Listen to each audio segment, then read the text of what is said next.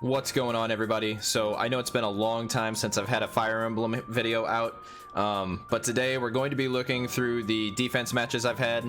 I made a brand new team actually, and this one actually involves Alm, the new Brave Alm. You guys probably know about it. It's just to show how insane he is, and he does take down a really powerful Edelgard, the fallen Edelgard that I know all of you really hate. So today we're going to be showcasing that. I'm actually going to narrate these. The first one we're going to go into, we're going to go straight into the fallen Edelgard match, and after that we'll go through the other ones, and I hope you guys enjoy.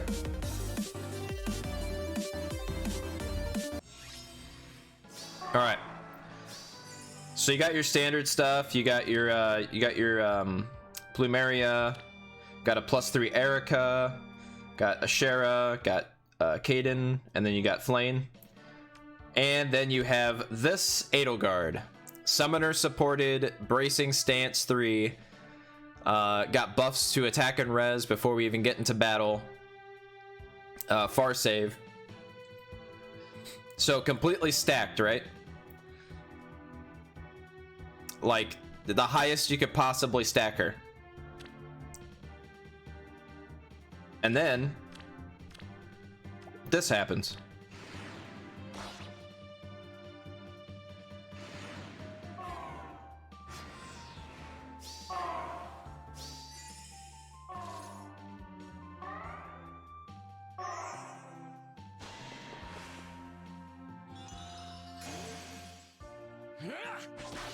My path ends here. Alm does not care. 98 times 4. Soon.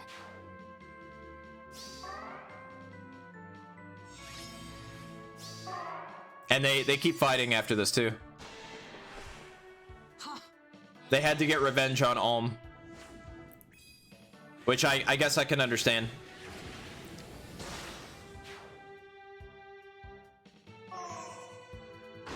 And then when she danced there, she actually saw that she could not kill Arden because he has Savalin's shield, so she doesn't get effective against armor damage.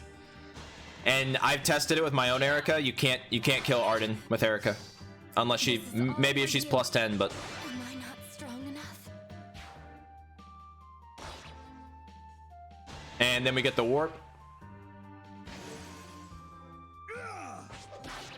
I'm too gorgeous to die. And we get the warp again. Your luck's run out. My end? Yeah, so pretty insane. So needless to say, my defense team is doing pretty solid. All right, so in this first match, we have a save ball basically. So they have the Flame ready to go, and then they also have the Hector as their far save unit, and then we have the Ephraim as the near save unit. Fully stacked, got close defense 4, close defense in the seal.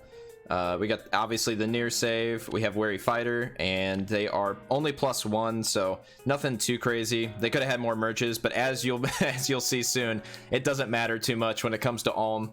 So we're gonna go ahead and get into it. They also have Lucina as well for extra support, which is pretty good. So the 30% damage reduction coupled with the 30%, coupled with the special acceleration and extra stats from Lucina, it's pretty crazy. But as you can see, Alm still takes him straight out. And we even take out Hector, I believe.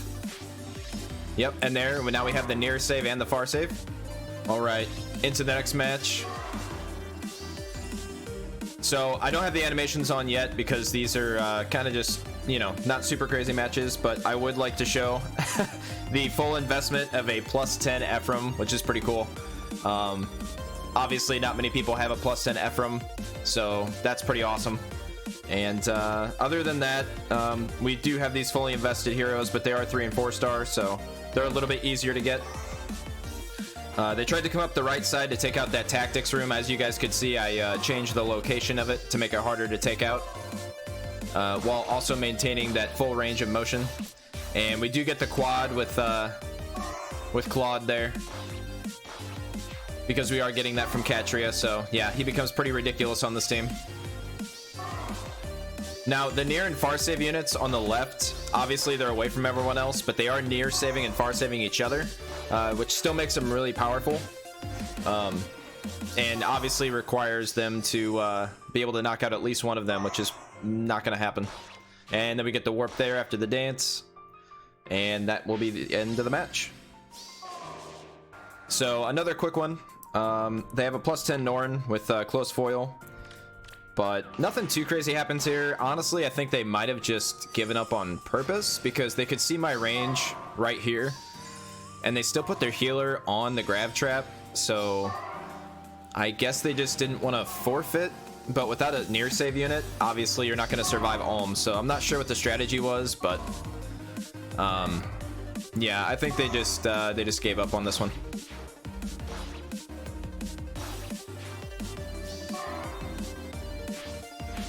And of course, as you guys can see, because they use swap right here, we can near and far save everybody except for Mirabilis, which is way too far away to attack, and Saros, which it wouldn't really matter if they knocked out Saros, to be honest. So that'll conclude that match. So another pretty quick match on this one. None of them really had a lot of merges. They're just trying to kind of dance their way around. But yeah, to no avail, really. I put the dual hindrance building pretty far back there, so it's pretty hard to get to. And if you try to snipe one of the units, they all get saved, so it's going to be really hard for them to get in here. And we got a warp right there, which is really crazy. The warps in this team are just insane. Now, they're still going to battle through it, though. Obviously, Arden without a far save teammate is going to suffer a bit.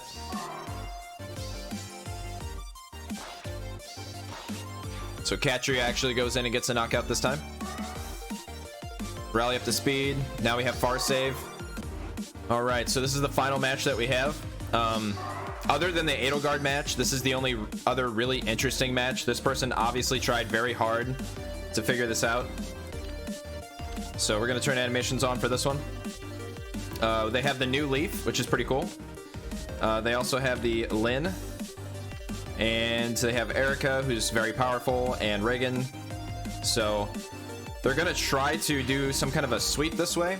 So actually really smart. They took out the tactics room. So now they can get Leaf in there.